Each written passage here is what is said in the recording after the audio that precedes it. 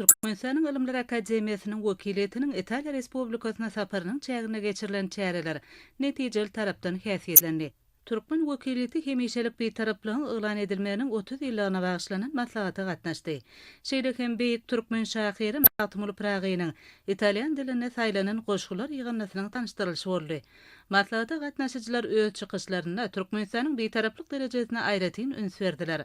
Şeýle hem oňyn betaraplyk siýasatynyň sebitleýin howpsuzlygy pugtalandyrmagy, özleri peýdaly halkara gatnaşyklarynyň geňeltilmegine, ykdysady ösüşe ýardam berýänini ynykdyrdy. Çykyş edenler Matmul Pragynyň eserleriniň italyan diline neşir edilmeginiň iki ýurdun arasyndaky insanperwer hyzmatdaşlygyň görkezjisi bolup durýanyny, has giň okuýjylar köpçüligine şahyryň eserleri bilen tanışmagy mümkinçilik döredýänini ynykdylar.